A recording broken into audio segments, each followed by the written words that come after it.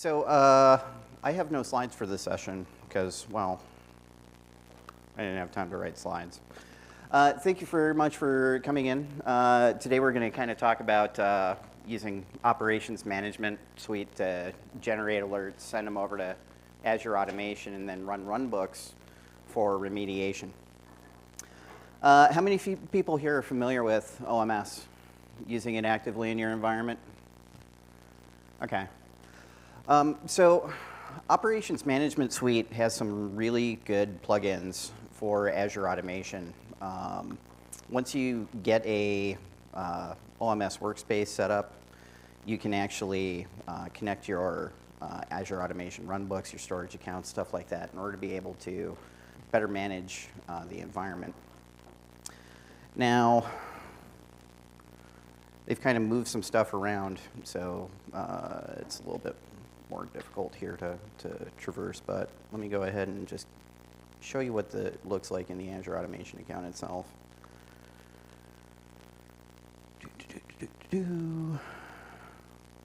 So once you get a workspace set up, you can actually connect it through, oh, I hope I saved that runbook.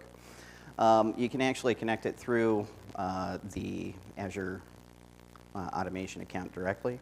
So it'll just ask you what workspace you want to connect to, and then it gets plugged directly in. Now, once you actually have this set up, you can actually get into Operations Management Suite and start setting up your own custom alerts. One of the things that I did in order to be able to start generating alerts, and I don't recommend you do this in your production environment, but I built a virtual machine, set up 3389 out to the open internet, which, believe it or not, a lot of people like to try to see if they can get into those virtual machines when they're opened up to the internet. So I went ahead and basically went into my log search, or got my security alerting here, and was able to start building kind of my own little query on these incoming malicious IPs. Internet's a little bit slow. Let me go ahead and close out some of my doodads here. Okay, there we go. So as we can see, it's actually got notable issues, and hey, look, it tells you when incoming malicious IPs are generated. The nice thing is that it actually kind of gives you a general query that it's running to be able to take note and say, hey, you've got some stuff here that you're going to want to look at. But we can actually take that query and generalize it. So go into Notepad here, just kind of take it, and anything that's really relatively specific, you can go ahead and generalize. So turn People's Republic of China into star. Maybe you want specific IPs or anything like that. Now, there's just about as much like science or about as much art as there is science into building these alerts. So there's a lot of experimentation involved. What you wind up building is a generalized query that you can test in your alerting. So I'm going to just go ahead and scrape what I've got in my search here. And we can see here, this is a little bit more generalized. So I don't really have any specific countries or anything like that listed. So I can go ahead and grab this alert. I can go into my log search and pull it up. Once I get back into the window. I do apologize. I had this to be a little bit more of a structured talk, but my demo environment exploded on me late last night, and I didn't catch it until this morning, so we're kind of going through more of the thought processes and stuff. Although I kind of feel that I'm hoping that that'll actually open this up to a little bit more of a conversative session. So I go ahead and paste that in there. I run my query, and you can see that I'm actually getting valid data out of it. Now, once you've got this query built up, you can actually go ahead and start building your own alerts. And it doesn't have to be security stuff. It can be service stoppages. It can be maybe you have SQL servers in the environment and it runs a certain amount of CPU and you want to be able to remediate that stuff. I actually like this kind of alerting just because when I'm showing it off to like C-level execs and security guys, their eyes get really wide when you see how many times a box has been attacked. But basically it's relatively simple to go ahead and generate these alert rules. So you just take that query that you've built and you throw it in here. You give it a name, obviously, and a time window. And have it check for that alert every so often, and then based on a number of results. And of course, I have it set for greater than 0. So if I get one alert or one result, it's going to go ahead and generate that alert. And then, of course, what you want to do, obviously, there's a number of different options that you can select. You can have it notify you by email. You can have it plugged directly into ITSM. So if you got like, oh dear, what's it called? Like ServiceNow or something along those lines. A lot of the newer ITSM tools have direct connectors, so it can go ahead and generate tickets and alerts. But what we're looking at is the runbook. Now, once you've connected to that workspace in your Azure subscription for your automation account, it will automatically show up in here. And basically, if you have multiple automation accounts, you get a little bit of a drop-down box. And then same thing with the runbook. When you first create it, you'll get a drop-down box, and you'll be able to select exactly what you want there. Once it's saved, all the stuff is locked in. So if you go to the wrong runbook or anything like that, you're going to have to actually create a new alert. So, which is why you can see in here, I've got like 50 million alerts configured. So it takes a little bit of experimentation, but once you finally start having that process down, you're okay. Now, what do we do with the runbook? So the runbook, essentially the way OMS notifies Azure Automation to perform an action via runbook is it uses what's called a webhook. So I wanted to talk to you a little bit about what a webhook at its very basic looks like, the type of information that you need in order to be able to get out of it, and then how to be able to process that information and then run the appropriate commands to get stuff done. Is anybody here not familiar with JSON? Okay, excellent.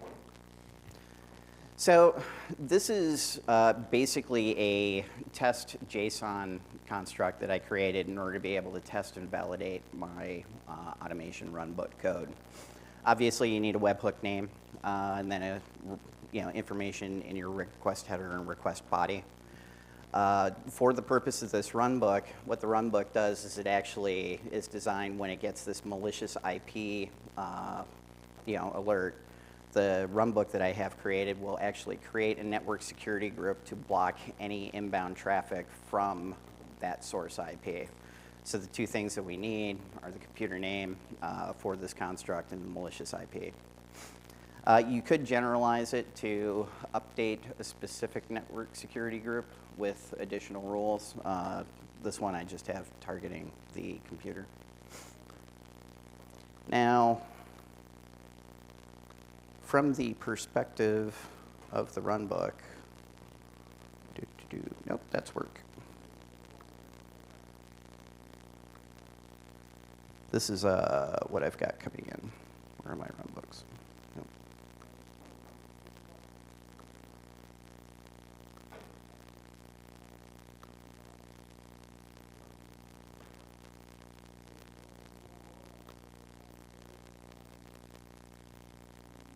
Nope, that's not it.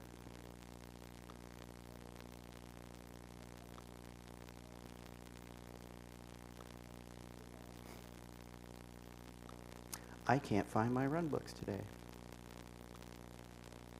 I feel like I should be singing a song or something while I'm doing this.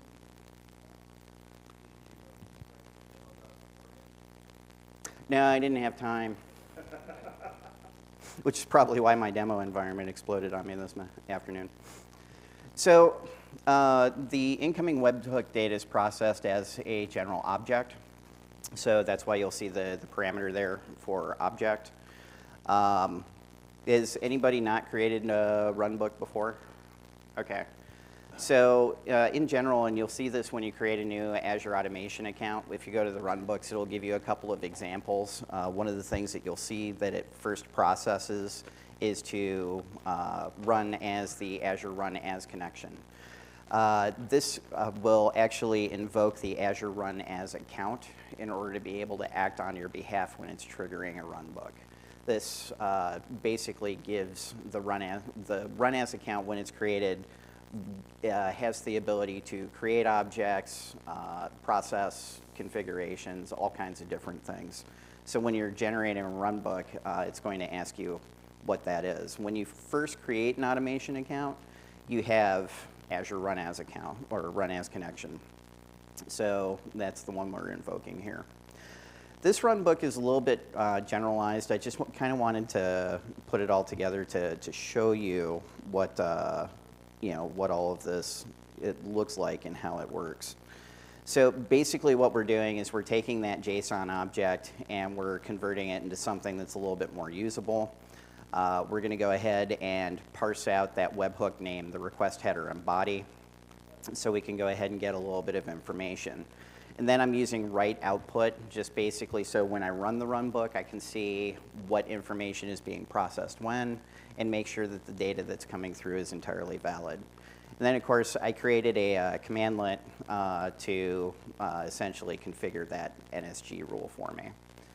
So everybody pray to the demo gods, because it worked this morning. Oh, well, it's probably not going to work when I don't give it any valid data. So we're going to go ahead and snag this. Stop.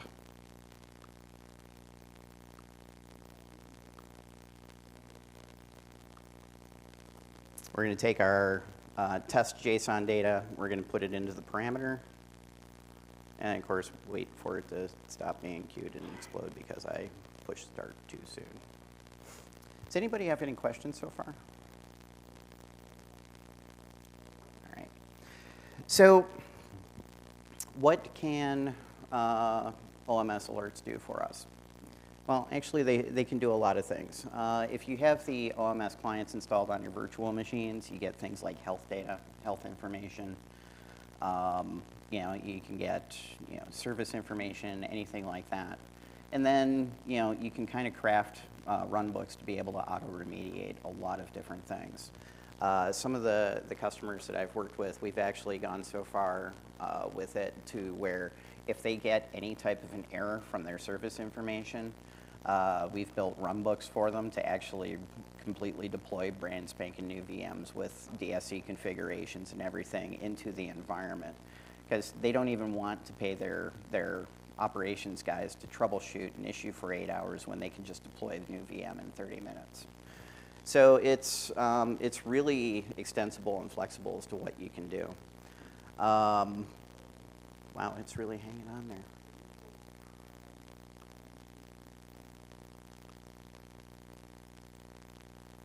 Yeah, stop.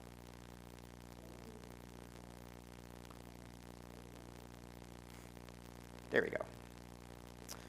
So I'm going to go ahead and pull the trigger on that, and hopefully we'll get some information out of it here relatively soon. Now, one of the things that I really, really like about runbooks is regardless if you're running it in a test or production mode, you can get some really, really verbose output. So as this is processing, anything that we do as far as like with write output, it's going to be generated to here, but it's also going to be thrown out into some of the output logs. So that way, if it's in the middle of the night and the runbook triggers automatically, you can actually go back and review all of the steps that it took, provided that you're actually writing that verbose output. Yay, we're running. Everybody say yay. Yay. So you can see here, this is where it's using that run as credential to go ahead and log into the Azure environment. I've got my JSON data here, so you can see that it's actually gone ahead and built some of my data. And then it's going to go ahead and hit it here saying that the rule with the specified name already exists because I've already run this with the IP address before. But I'm going to say I wanted that just to kind of show you guys what it does when it throws a terminating error. But you can see here where it's gone ahead and generated all of this data from that verbose output. So we've got the webhook data, which you want to be able to kind of see that data that's incoming. I've got my write output, so it gives me all of that information. Now I know, just looking at it, that I have valid data coming through, and this is really important. And I'm going to start talking about some of the constructs that OMS will pass over and some of the things that you have to look for. And then you can see here when it ran the command, this was the output that I have written into it to say this is what I'm trying to build. Now if I go back and update this,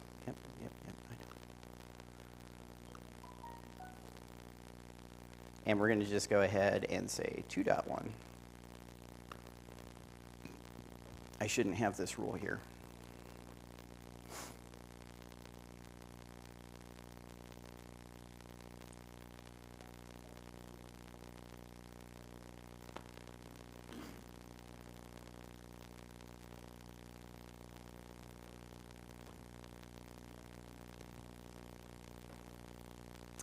As an aside, if you want your runbooks to run faster, hybrid workers, which are essentially dedicated VMs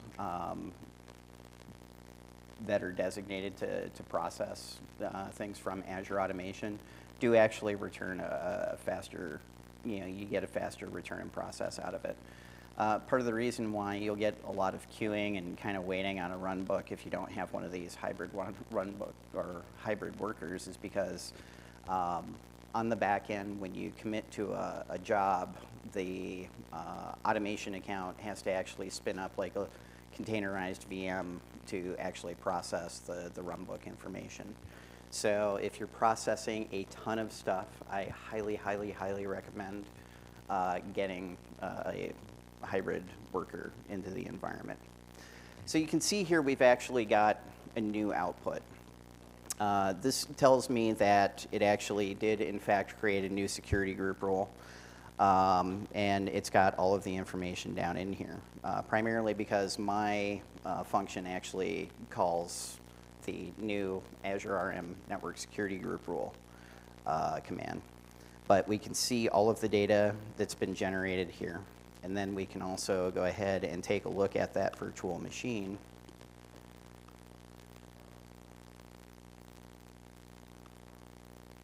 Into networking, and then we can go ahead and see that that rule has been generated.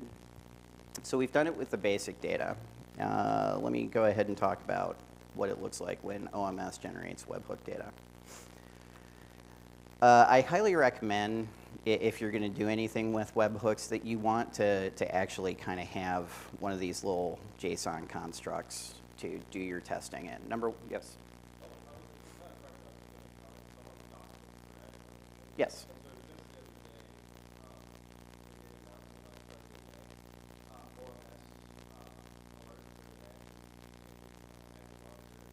Yes.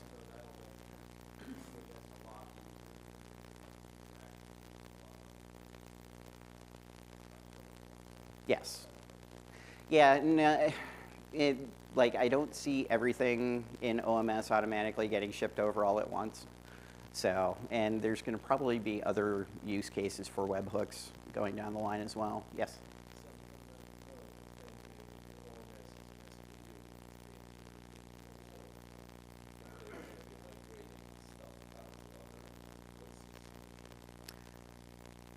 I don't know how much I can speak to that.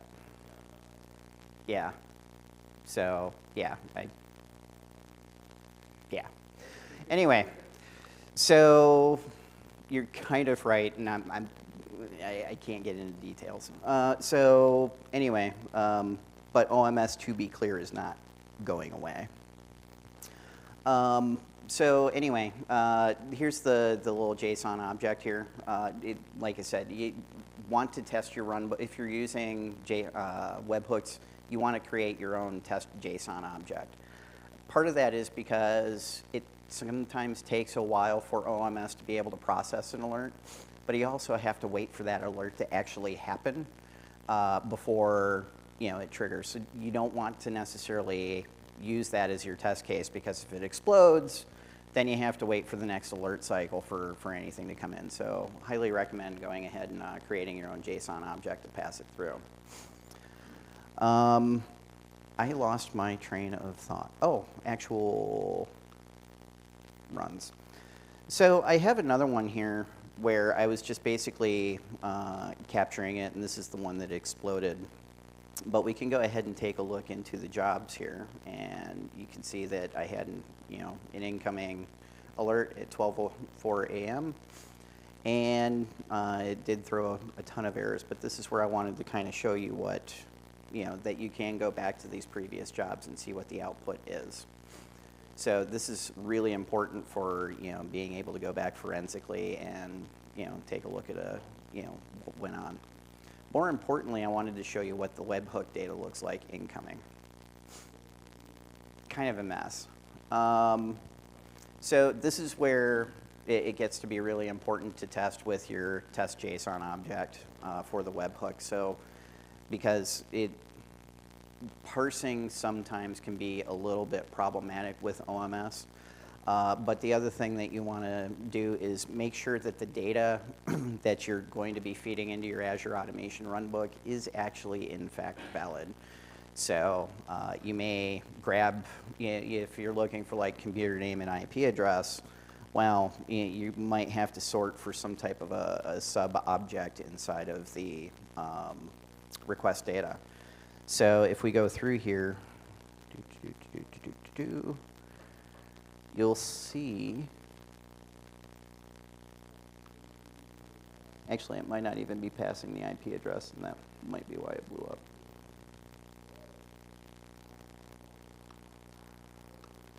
Ah, here we go.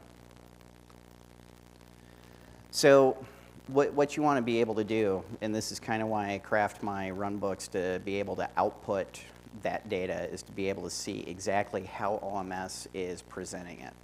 Now, depending on the type of alert that you're using, that data may be formatted differently. So I always start small, process the object, give me what the actual output of the object is, and then once I have a runbook with all of those references, I can go through, pick and choose the data that I want, and then have it formatted properly. Does that make sense to you guys? All right, cool. Getting a lot of nodding. So, questions?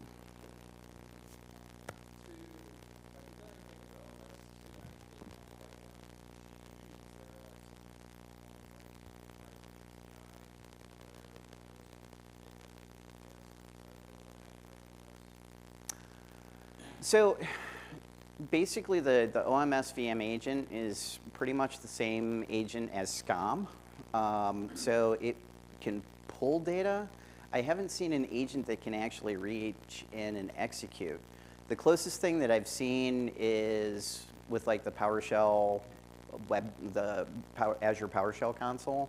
You have things like enter Azure RMVM, but I don't think that commandlet is designed to actually process on behalf of the Azure Run As account. That would be an interesting experiment to try.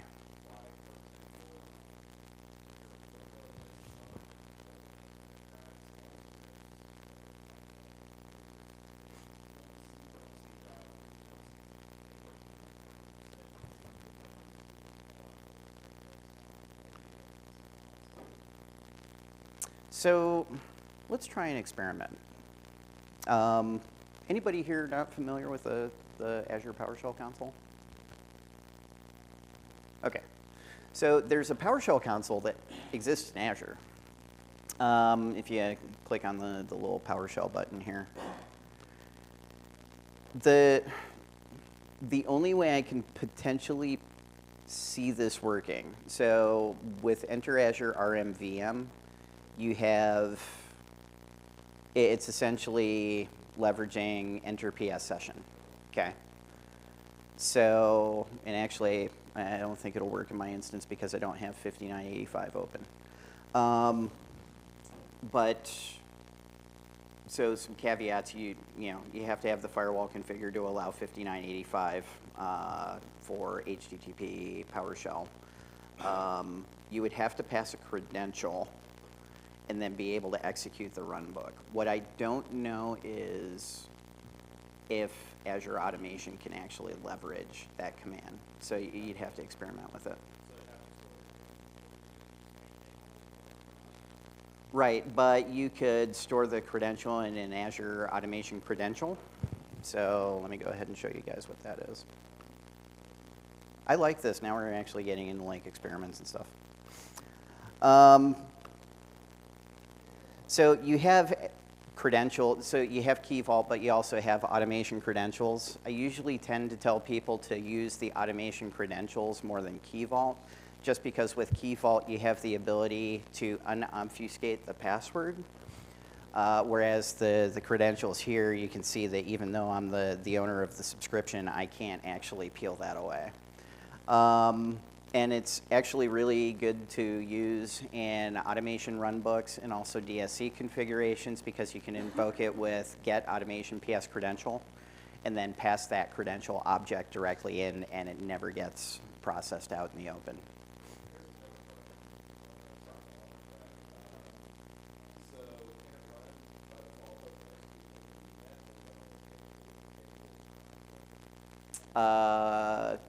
So an automation account can execute anywhere inside the subscription.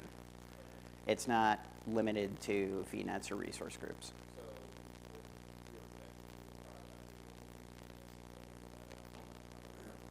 Yes. It actually, for the most part, doesn't care. Most of the executions happen underneath at the subscription level. Now, if you were to get Enter Azure RM VM working through a runbook, that may, although, yeah, I think that's something that I might actually bring that to the Azure Automation team and say, you know what, this would be kind of cool if it doesn't work. So that's something I'm going to have to experiment with. Something that we've done similar to what you're trying to do, because we have on-prem VM, use a hybrid on-prem worker, and we have this requirement that we can't cache any of our credentials in the cloud, can't use any of the features. Yes, because your security people are 90 years old and they think their environment's a lot more secure. So basically, we have to use an on-prem people have to manage Yeah. on the fly.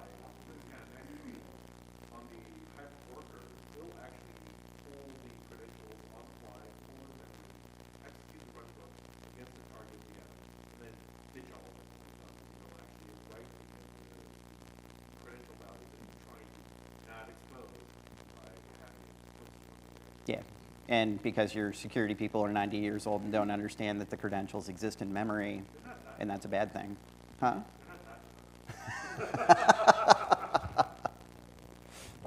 So, and this kind of speaks back to one of the things that I've been pushing heavily with a lot of customers too, is using Azure Automation a lot more for not just automating and remediating my cloud environments or their cloud environments, but also handling their on-prem stuff. A lot of this stuff with a hybrid one, especially with the hybrid runbook or runbook worker. Sorry, I can't talk today. It gives you some really, really good management capabilities over secure connection. 99% of the stuff operates over 443 TLS. It's private public key auth. When you register a machine, it exchanges its own certificate with Azure Automation. No, you don't get a hold of it. So if your 90-year-old security guy wants a listing of all of those certificates, guess what? Tough. But yeah, it actually gives you the ability to very, very securely manage a lot of different things. DSC configurations. Anybody here run pull server? Yeah. When you generate a MOF on your pull server, it's in plain text, right? Yeah, these are encrypted end-to-end. So the MOFs are actually encrypted in Azure Automation, and then through the public-private key auth that it uses for pull, it'll decrypt it in memory, run the configuration, and then it scrubs it. So, and that's another thing that is insanely hard to hijack. So, you know, your on-prem pull server, which is essentially a file share, can be hijacked. These really, really can't. Actually, even being the owner of a DSC config, and I'd be more than happy to show you one, except for I've got some customer ones on here. But, you know, even after, like, even myself owning the subscription, when I generate the MOF file, I cannot see that plain text MOF file. I can put credentials into it. I can, you know, I can go ahead and give it the configuration, but once the MOF is generated, I cannot take it apart. I cannot even see it. I can't download it. Nothing. And moreover, because, well, I'm a nerd and I manage my, you know, laptop with DSC in the cloud, I can go out and do C, Windows, System 32, configuration, and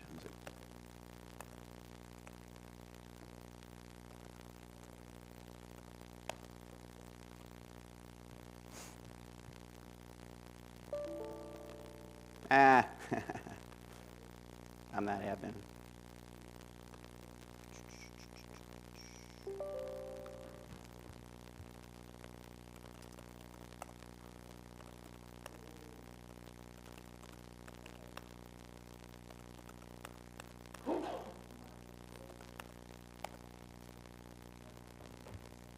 Yeah, that's what it looks like. Fully encrypted end-to-end. So you can tell your 90-year-old security guys, yeah, your pull server doesn't do that. So I know we kind of went a little bit off topic, but I just kind of wanted to walk you through some of the, like I said, the constructs and the mentality of OMS and connecting it to an automation runbook. Do you have any questions so far in regards to that?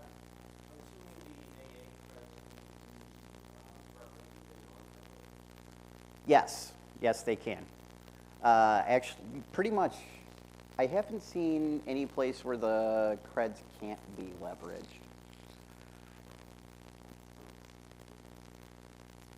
Anyone else? You got me for another 12 minutes, and I'm not very good at dancing. Oh, God, no. So yeah, that's pretty much all I have. You know, the really where it gets into the science and voodoo is crafting your alerts. The only thing that I can say is go through the visuals. You know, if you're looking for particulars, you know, OMS and even like the Azure alerting and monitoring has a really great functionality in order to be able to drill down, get the particulars, and it shows you the queries along the way. So that way you can go ahead and grab the information out of those. Very easy to generalize and then start testing. Once again, when you're building your runbook, use generic JSON inputs for testing. And then once you think you've got it fine-tuned to where it should be, go ahead and connect that alert up to the runbook, execute it. But also, more importantly, make sure you've got some kind of verbose output to say, okay, this is what the object looks like coming in.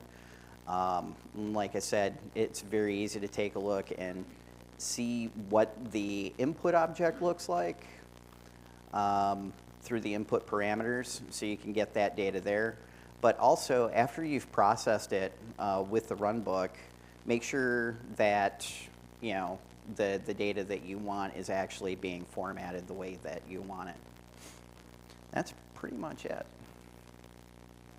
Any other questions? Actually, any questions in Azure Automation in general? So you're doing a lot of PowerShell stuff. Is everything you did PowerShell?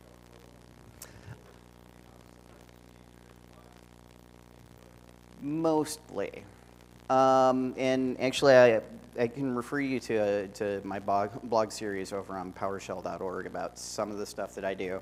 Primarily, the stuff that's in the Azure Automation runbooks is where you're going to be doing PowerShell. You can actually import and export those runbooks from your local machine into Azure Automation. But really, most of the stuff as far as like getting and formatting your queries, unless you're really, really, really good at SQL, which I'm awful, you're going to be doing it through the GUI. And I kind of highly recommend it because you get that data back in real time to make sure you're actually getting what you want. As far as connecting Azure Automation to an OMS account, you can do it through PowerShell. It's basically just a one-liner.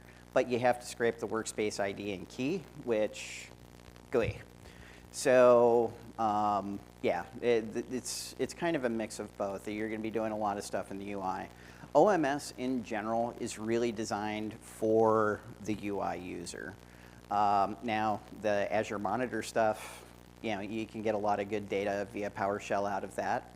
So it's going to be kind of that balance of where do you want to get your data from. Ultimately, the alerting and passing it into the runbooks, the mechanisms work the same. And you know, actually with Azure Monitor, it's a little bit easier to build because you can invoke it directly off of that query. But the nice thing about playing around with the webhooks too is you might not necessarily be using OMS. There's other things that can execute and transmit webhooks that Azure Automation can ingest. So this is a good way to kind of familiarize yourself with how do those webhooks work, how can I format that data, and then use it to execute my commands.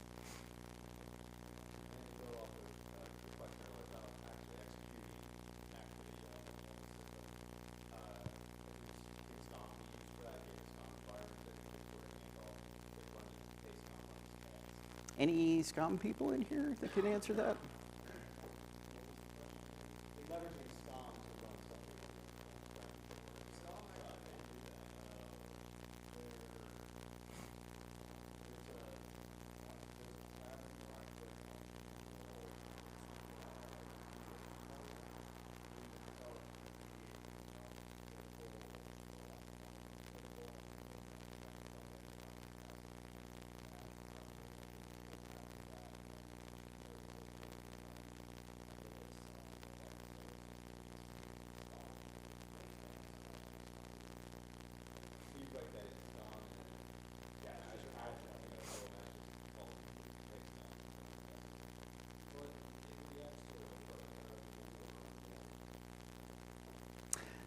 And to be clear also, the OMS agent, because it's so similar to SCOM, it's really pretty much the same thing. It's just got the ability to add an OMS workspace key and ID.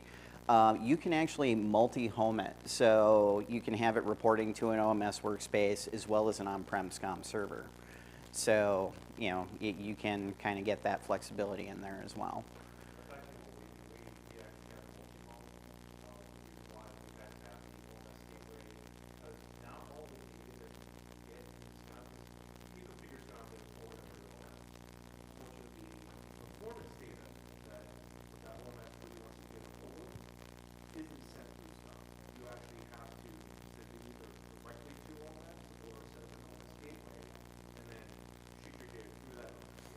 Yeah.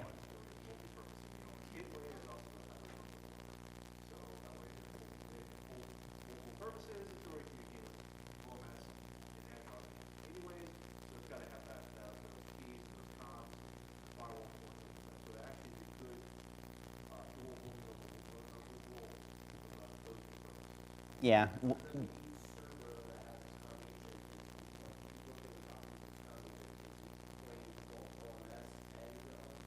Yes. And it depends on the rev too, although it's been like, what, 3 years since they implemented that, so pretty much if you're on current branch, you should be able to multi-home it. But if you're on like SCOM 2007, probably not. So, any questions?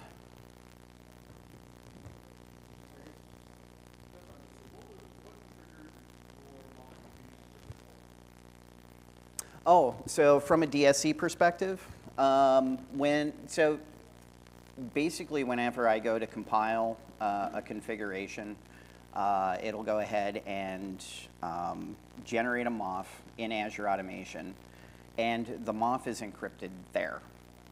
Now, PowerShell 5, yes, since PowerShell 5, they've actually been encrypting current.mof on the machine. So that's what allows you to have that encrypted current.mof.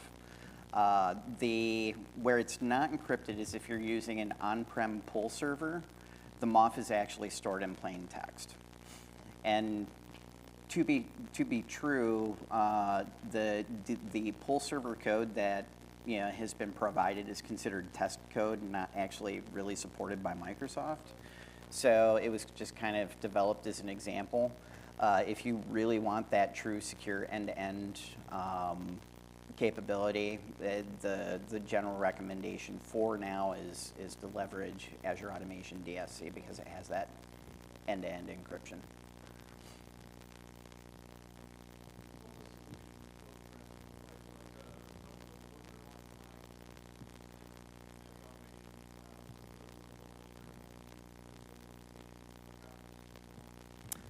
Not necessarily.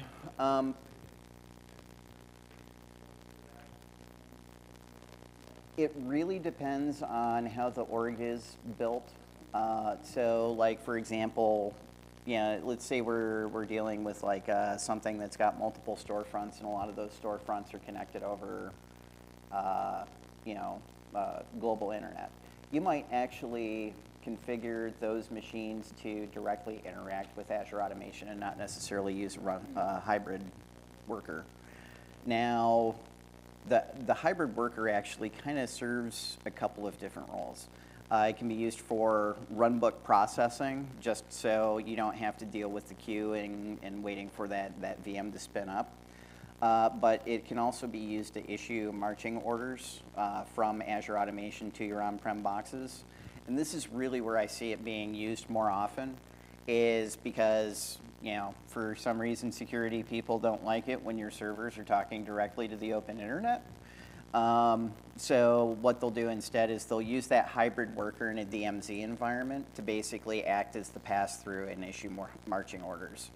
Now, if the site configuration is that way, I would say that you might want to position a hybrid worker for each data center to be your front-facing point. As far as like limitations of clients, I haven't seen any ceilings yet. So, I've seen them being used in environments where it's like 3,000 or 4,000 nodes, and not seen it like completely explode. But it also depends on how often that stuff is processing, because more often than not, a lot of those data, a lot of my clients' data centers haven't fully implemented using Azure Automation for on-prem stuff. It's more experimental, so you might see only 100 or 200 nodes.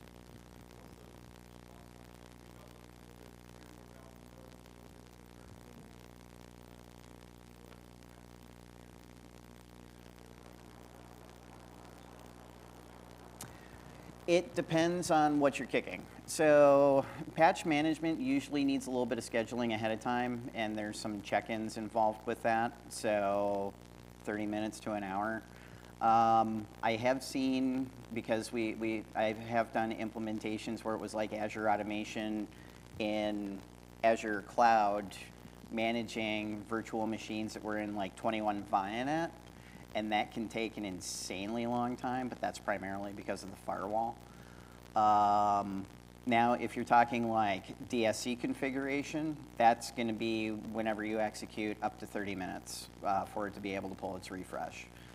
For an Azure Automation runbook, usually less than 3 to 5 minutes. And it depends on scope and scale too, because it's got to be able to issue the marching orders across, and there's going to be some balancing in between.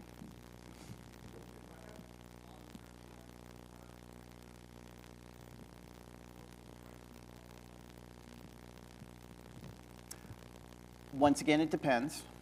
So as far as I know, unless the pricing's been updated, patch management is still free across the board. For desired state configuration, all Azure VMs are free. On-prem, it's based on compute hour. So, and it's prorated. So if you have, typically the boxes will do a refresh every 30 minutes and check in every 15, or run a consistency every 15. That equals about $6 per month per node.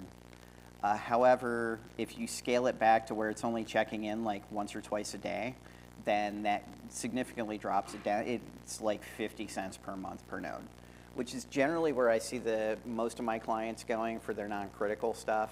And what they'll do is they'll actually, based on the criticality of the server, they may actually change the LCM configuration. So maybe they have something that is like PCI DSS compliance, and they want that constant auditing and reporting. So they'll go ahead and pay the $6 per month per node for that. But this other thing is like a file and print server, and they don't necessarily care, so it's checking in once a day. So it depends on the service. Any other questions? All right, well, it's 12:46. Thank you for suffering with me, even though my demo blew up.